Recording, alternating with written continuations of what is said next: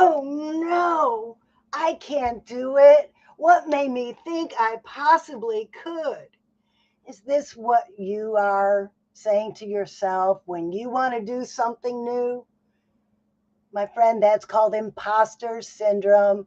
And we are going to give you some tips on how to break that mold.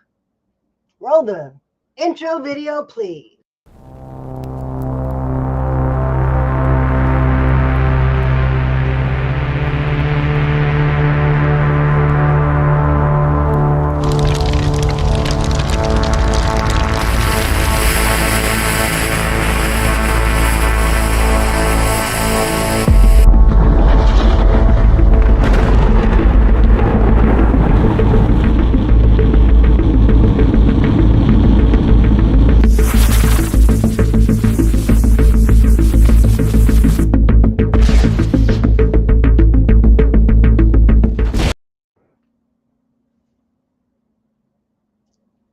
Hello, everybody. Where are my pets?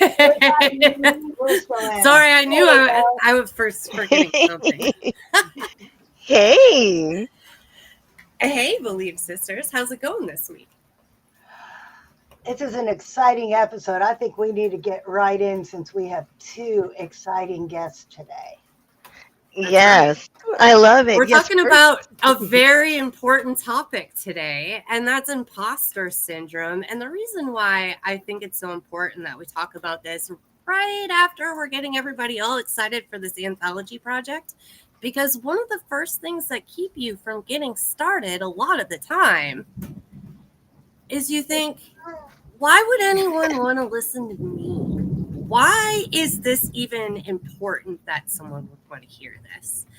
And so I think our two guests today are going to highlight some of that importance. Joanna? Hey, yeah. So we're going to start with Faith Young. She is an author who shared her hero's journey from a devastating health issue to regaining her health, her mobility, and her will to succeed in life. And she shared it in an amazing book. So she's the first person that we're highlighting as far as who has successfully participated in an anthology. And then I'll give you a teaser because after Faith, we're going to bring on another guest. Hey, Faith. Welcome, Faith. Hi. Can you hear us How are okay? y'all doing? Yeah, can you hear Awesome.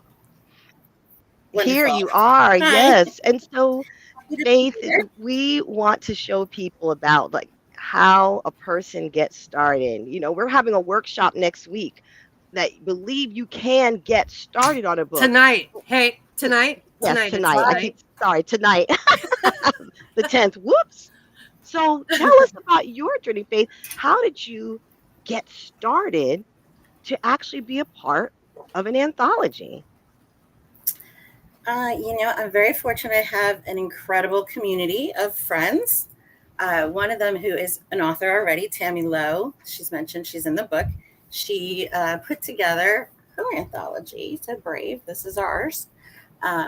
And at Path to Gratitude, there's 8 women, and we each wrote different stories of, our struggles, what we came through, and how we came through on the other end with gratitude. That's powerful. Yeah, please elaborate. What does gratitude mean to you? See, there's the living in gratitude, right? And then being grateful for things. I didn't realize that those are two separate things, right? So you can be grateful for the things in your life, or you can be in a state of gratitude. And we were in a program, like, similar to what I'm sure you all have gone through, or different coaching program. And that taught us all together, manifesting and inspired and dreaming, and why not me, Yeah. Beautiful. What was your experience with the anthology project? What was some of your favorite highlights of the whole thing? It was life-changing. I would say the highlights were probably the most terrifying parts too, or was the editing. Okay, so the editing process was both, gut wrenching and also incredibly fulfilling. So, it's hard to, have those two feelings, but very much it was truly a labor of love, I would say, for a lot of us, for me particularly. And imposter syndrome came up many times. So many times I wanted to quit, right? Who am I? Who am I to share this story of my life? Wait, I might be the perfect person to share the story of my life, right? Right? Who else can, really, right? But it So, creeps in there. what was it like, having an opportunity to have a platform and tell your story and know that this is going to be something that was published and people were going to see? I mean, this is like documentation. It's not just sitting around the campfire and telling folklore at this point. This is something much greater than that. Oh gosh, we had international sales. We made the top sellers list on Amazon within 48 hours. Great. Awesome. We're doing really great. We have the group too itself is made of Floridians, Canadians, New York. One of the girls, I can't remember where she's from, California. She was from California. So I mean, we're from all over, being a part of this. I think that's something we forget that year COVID gave us, right? Was community online, right? That's what Yes. brought us together. Yeah, Yep. that's how I met Heidi. That's how I met Fran. And that's met you first, Faith. Yeah. And the community that we started in together. I remember the fact that we had sisters in believing. And I don't know if that's trademark, but we are the Believe sisters. But tell us about the power of community and Oh, the role that played. so I can tell you the process it took us a little longer than we anticipated, right? She had planned out so many months, and having an amazing organizer was the key.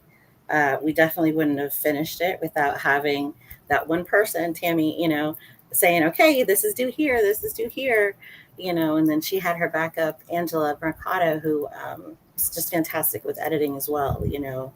You could get the logical perspective. Having two perspectives, I think, when you're editing as well, editing something so personal was important, because it's my life, right? Like that happened. And as you're writing it, your body forgets it's not happening right now. But I had I had somatic symptoms writing this. I actually went through a period of almost 2 weeks where I couldn't physically type. Like that's how much my body didn't want this story to come out. But because of this community, I could tell them, this is what I'm feeling right now. I'm depressed. I can't type. I can barely pull my pants up right now. How am I going to do this? Right.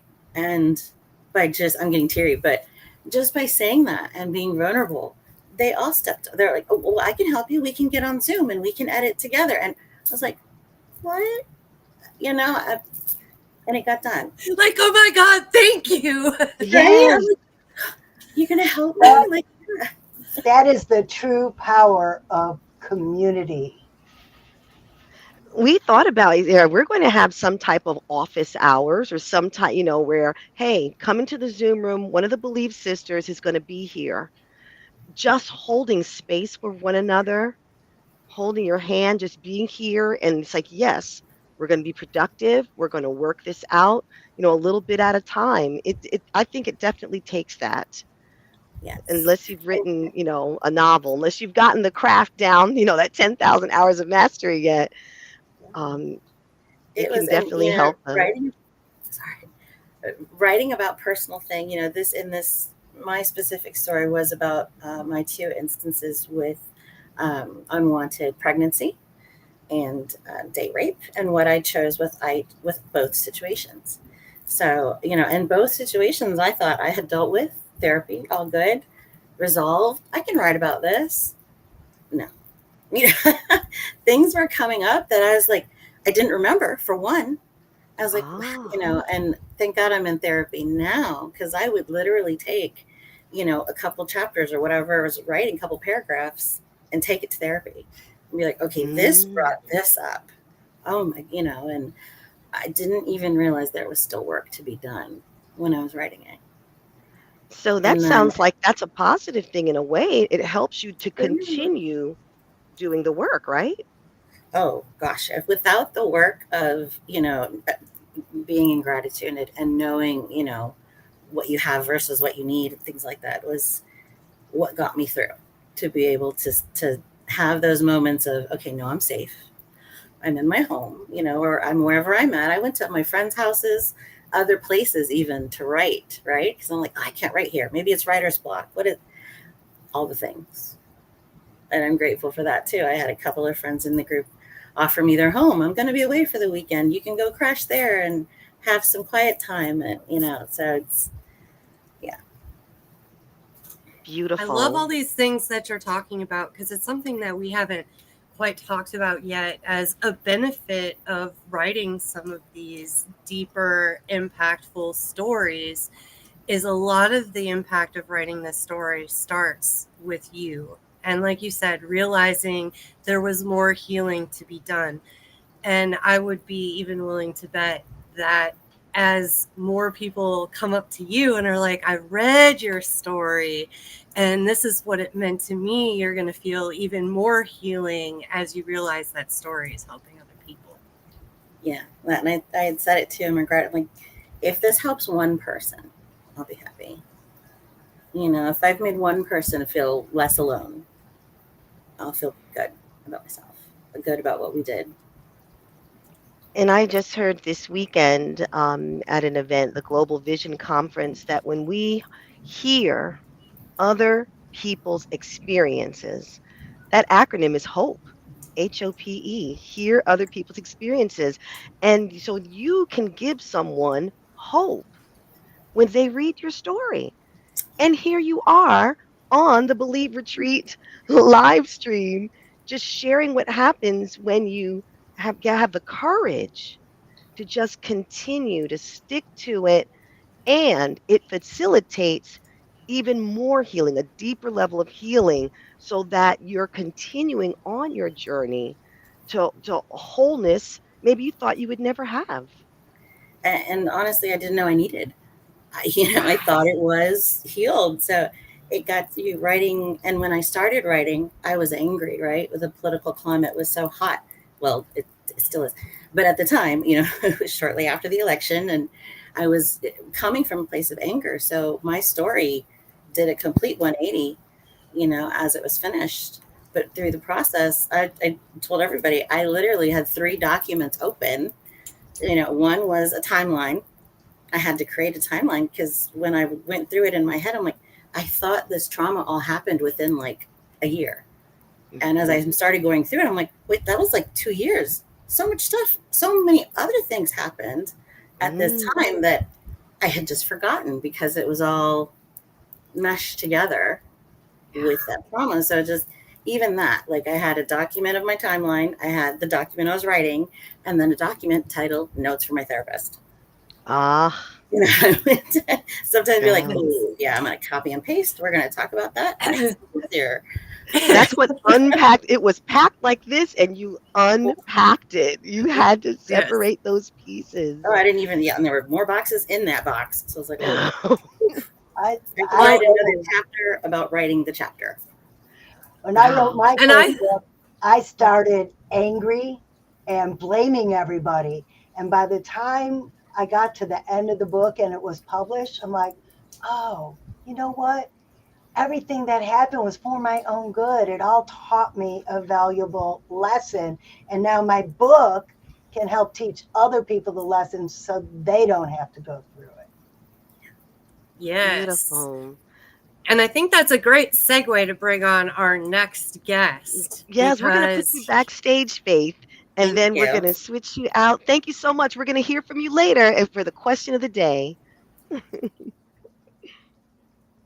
So I'm going to bring on Jeff Glauser right now. Hey, Jeff. Jeff, Hello, ladies. Hello. welcome. Thank you for allowing me to be your belief brother today. Thank I'm Oh, honored. you. yes. And boy, Faith is a tough act to follow. I mean, such a heartfelt story, and such a perfectly named person too, because she kept the faith, Yeah. and look where it got her. So, it's always Oh, inspiring to hear that. yes. And, you reminded me too. We got to put a link in the chat so that everybody can look up that book. But Yep. Jeff, you have an Yes. event coming up on Saturday, and it is such a perfect event for helping people that might be interested in collaborating with us on this anthology project to get some advice on how to write their story in a compelling way with a lot of impact. So, you want to tell us a little bit more about your event Saturday? Sure. For those of you who are local to the greater Jacksonville area, I invite you to come on out to. Actually, I got to remember. I put it in there. Which library was it again? Do you have it in there? It's Oh, there it is. The Rivers. Yes, Yep, gotcha. Southeast Regional Branch Library in Jacksonville, where I will be speaking about how to market yourself using the hero's journey. But that also applies to writing the story. So, the hero's journey, for those who are not aware, is a framework that was put together by a man by the name of Joseph A. Campbell many moons ago, well over a half a century ago, which to this day still remains the go-to framework for, I'd say, 90% of all screenplays that are in existence. But it's also something that's easily transferable to businesses, to brands, and to any type of story writing that you're doing to follow those same beats along the way. So I'm going to be speaking about how you can take those beats and transfer it over to something that makes a deeper, more meaningful impact with your intended audience. So they are going to be more apt to take action when you put yourself out there and you frame yourself as the guide as opposed to the hero, which is a big oversight that many of us do when we market ourselves, is that we try to be the hero. The reality is that nobody wants to do business with the hero because they want to be the hero. So how can you kind of have that role reversal, and kind of have that a paradigm shift, so you can really become the Yoda instead of the Skywalker, if you will, and serve in that trusted guide role that's going to help the heroes. Because here's the reality, and this is where it ties into the whole topic of imposter syndrome, is that heroes are by nature very flawed characters. And when we're talking about a story, the hero starts out as someone that has some sort of aspirational identity. They have some sort of goal. They want to, they want to win the love of their life, or they want to win the game, or they want to beat the bad guy. But as we know, if there's no problem, there's no plot. So there's always going to be some sort of obstacle that gets in their way. And too often in real life, we try to go over, around, through, across that obstacle as opposed to facing it head on, because of that fear of what the potential repercussions might be if we put ourselves in this vulnerable position. The reality is that people are craving that type of authenticity, that type of vulnerability, because it's relatable. Nobody can relate to somebody who's flawless, who, everything always just comes their way. And it makes for a really boring story too, right? Yes, So it True. to does. have that arc, that character arc, where you have this goal and then something gets in the way and it knocks you down and it knocks you out. But now we get to kind of strap in and watch how you create that comeback story, and how you go from where you were to where you need to be, is really why we all stay tuned in, and why we watch the movie, and why we read the book, and why we write the story, because we want that same sort of feeling of being inspired to happen to us when we see it ourselves. Great point about positioning ourselves as the guide instead of the hero, because everyone wants to be their own hero. That is so important. And you're going to show people how to do it, even in a literary sense, right? Literally, Yeah. they're crafting with the writing process. Because tell us about your background. You're a screenwriter. Share us a success story, one of your biggest successes as a writer that we can celebrate with you today. You know, it's funny. So for someone who spent a good chunk of his career helping other people tell their story, there was a long time when I didn't feel like I was qualified to tell my own. And I used to think that imposter syndrome was just this phase, something that people outgrew with experience. But the truth is, it doesn't care how many years you've worked or how successful you appear from the outside. It shows up whenever you try to do something that matters, but the doubt surfaces. And that's not something that just happens overnight. You know, you wake up one day and say, well, I don't know.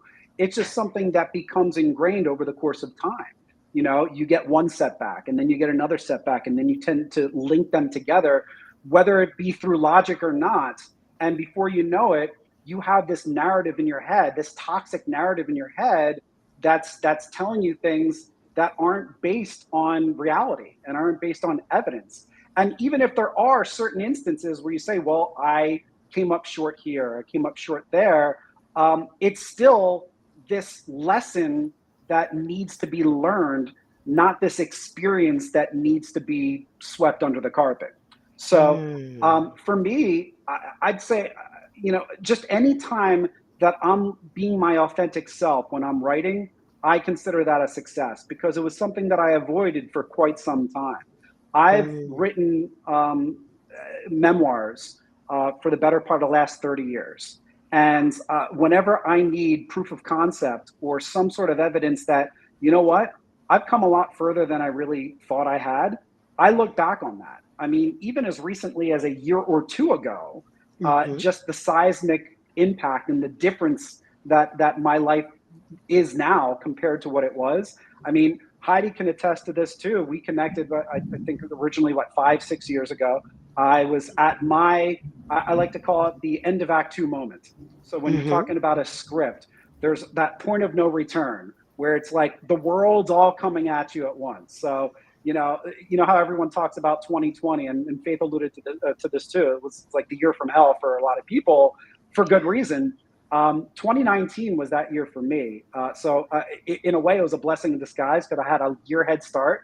So all within a several month span, I got laid off from my second job in less than a year. It was the beginning of the end of my marriage. I was hemorrhaging money. I, gotten, caught up in this silly legal battle. It was just like whatever could go wrong did. And it's because I continued to attract that. So the more that I've learned about the law of attraction and manifesting, I realized it works both ways. Yes. You get what you think about, whether you like it or not. So you might as well figure out what you want to think about to get what you really want, because you can't believe everything you think. That's the other problem, is that when you start giving it credence is when it starts to take on a life of its own. So a big thing for me was building up that level of awareness, is just kind of catching myself in the moment and realizing, wait, is that really the narrative that I want to give myself? Or is that just the narrative that I'm believing in the moment, and how I need to then switch that belief and redirect? So that's a big part of it for me, is really kind of, unprogramming myself, and then building up these new habits that are going to propel me in the right direction, and also allow me to then serve as this example for the people that I help. And the more that I can do that, the more that it just kind of reinforces that new narrative and allows me to then, kind of proceed in the direction that I desire. Oh, I love that. We've talked about that before. Writing a chapter in an anthology will get that idea in your brain and program you to know, I'm an author now. So when you want to write your own solo book, you're already thinking, I'm an author. And it's not, the imposter syndrome doesn't move in headstrong because you've already done it. Absolutely. Yeah. But even then, it's a process. You can't unprogram something that took years to reprogram just like that. So, they say, with everything, it's a practice. And that's the same thing as far as whether it's becoming an author, an artist, an entrepreneur.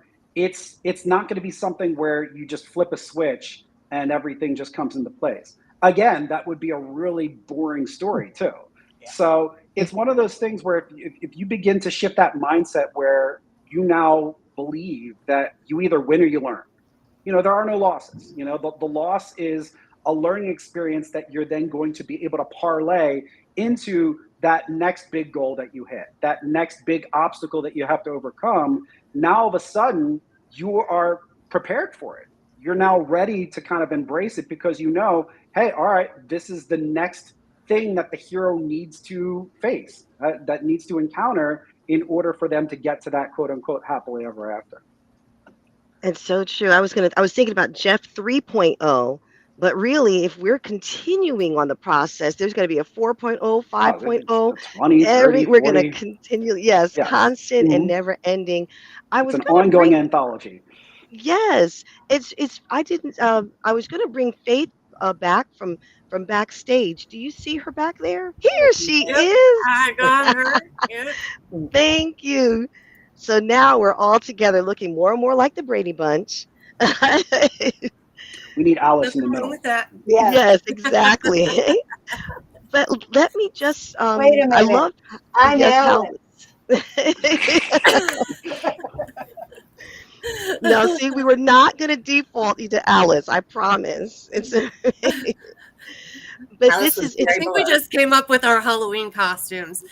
But Faith, I want to hear a little bit more from you about imposter syndrome. And, as you were going through the writing process, I did hear you talk a lot about leaning on the group and having the group help you out. But was there any other methods or ways that you kind of noticed, stopped, and said, you know what? This is not the right story to be telling myself right now?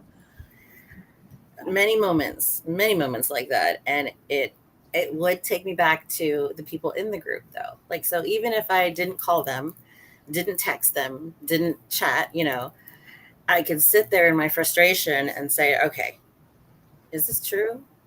What would Angela say? What would Tammy say? What would Trish, what would they say if I asked them? Okay, they'd tell me I'm being, and I could even have the conversation in my head because, yeah, who is more qualified to tell my story than me?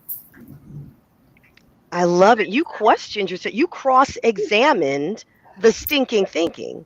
You have to, right? Because, yeah, it was. I'm just sitting there. I'm like, okay, I'm sitting here by myself. These thoughts are all in my head. But yeah, but they're there and they can take you down. And I mean, there were a few times that did, but that's what the group was for. And then taking myself back out of it. Well, And I think to kudos to Jeff's you. point too, I was thinking about this today, about how I feel like most of my life I was trying to take the roller coaster of life and straighten out the track to make it a smoother ride.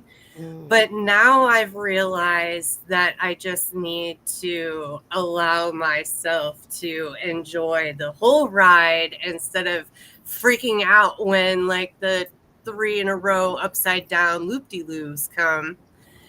And sometimes you take that friend on a roller coaster too, or they're on the roller coaster of life, you just happen to be in the seat next to them, and while they're screaming their head off. Kind of like this retreat when I asked you to do a retreat with me. Exactly. Francine's like, just hold my hand while we go through the loop-de-loops. And I'm like, okay, because I can't go through these loop-de-loops without a hand either. And we have a community, a Believe Retreat. So we're, after the show, we're going to send you a link and invite you to post a comment about your experience or any additional takeaways. You know how we always think about an extra point or two after the tape rolls, right? Or after we start recording. So we have a community where we would love to just share with you. You could share your thoughts and people can interact. We have some folks watching us today, and they want to meet you, so they can come into our community and they can meet the two of you, and who knows, set up a one-on-one, get to know you better, maybe invite you to speak, because the writing and the speaking, this all goes together in sharing our message. So, and I just thank both of you for sharing Wait a so minute. You freely. haven't heard Jeff's imposter syndrome story yet. Ah. Which one? Your favorite. Which was the most impactful to you or somebody else in your life? The most impactful. I've had a couple career pivots in my life, and I would say that again, going back to that time period, that 2019, 2020, where I was just at that crossroads, was kind of the needed rock bottom. It was one of those where, all right, I've got nowhere else to go but up. I've got two small kids at that time that were counting on me to get my act together. That was my primary motivation. And that was my comeuppance moment where I said, okay, I need to do something, that if it doesn't propel me forward, it at least prevents me from regressing further back.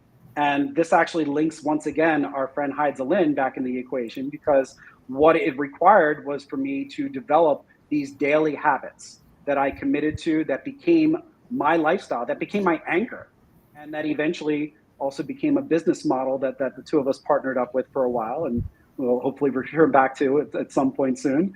But it was one of those things where it was a lot of trial and error. And I came up originally with, I think, about 24 different things that I thought were necessary for me to have the quality of life that I wanted. And I ranked each one from about 0 to 5 as far as how well I did. In other words, I completely overcomplicated the darn thing. But through a course of trial and error over several weeks, over a couple months, I was able to whittle that down to 10 things. And instead of how well I did or how much I did, it was, did I do it or did I not do it? And it didn't matter how well. It didn't matter how much. It just mattered that I was able to check off that box and keep that chain going. And to this day, 6 years later, I'm still doing those 10 habits. I still have my spreadsheet and I still check it off. And I'll tell you something, there's enough of a sample size now where if I'm not guaranteed to have a great day going 10 for 10, I'm at least guaranteed not to have a bad one.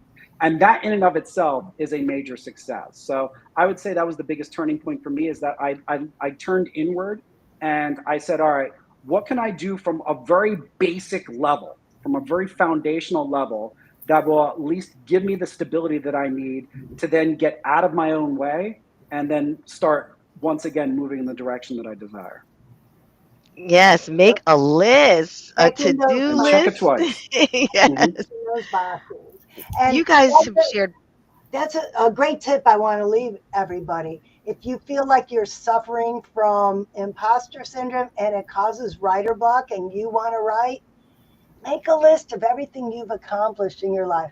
You had to have at least got 1A in your whole career in school. You probably graduated high school. You may even have a degree. You had a job at one time that was successful, whether you like the one you're working at or not. Put every little small success and then check the box. It'll give your brain something to say, woohoo, I did it. And that list, aren't you thankful? Express gratitude for each and everything on that list. And if you have another list of of the things that you've gotten rid of that didn't serve you well, you're thankful for all that too, right? Because we're By the way, grateful. Joanna, gratitude is one of the top things on that daily list. So I couldn't agree with Excellent. you more. If we Right. don't have And that, what do faith. we have? We did Yes. And what something you're that talking too. about right now Bad is egg. some little breadcrumbs for what we're going to be talking about tonight in our first event for the Believe You Can Anthology collaboration that is happening on Zoom tonight at 7 p.m. And I'll put the link so you can get your ticket in the chat in just a second. But what we're talking about, imposter syndrome, and just some of the things that we've been telling ourselves, just our self-judgment, our judgment about other people or the situation, these kind of things have been holding us back from telling our story and keeping us from getting started. So tonight we are going to be talking about, some lists you can make, some other things that you can do that maybe don't make it feel so much like you're getting to work and we're writing the book and all of that stuff, but really kind of feel more fulfilling as you're doing it. Something that you can enjoy the entire process while you're working on it. before we leave, I want to mention that next week we have Manesh Baxi coming on as our guest. He has a podcast and has also participated in anthology projects like the one that we're working on. And Jeff, I also want to remind everybody that if you're in the Jacksonville, Florida area, you want to go see Jeff talking about the hero's journey. Man, I put that somewhere in the chat. There it is. River City Writers. It's at 1:30 to 3:30, room C of the Southeast Regional Branch Library. So come check that out. And while Joanna is starting the close here and taking us out, I'm just going to put in the chat Yes. the link to get the tickets for tonight so you can come That's collect. right. Thank you so much for joining us. We're going to see you tonight. Believe you can start writing your story. Because remember, if you can conceive it, you can believe it and therefore achieve it. So from the head To the heart. To the hands. yes, you You can. Yeah. Woo, we'll do it. Thank you, Faith and Jeff. What a fabulous show. Thank you so much Yeah, for coming. thank We'll you. see you For in the having me. Heidelin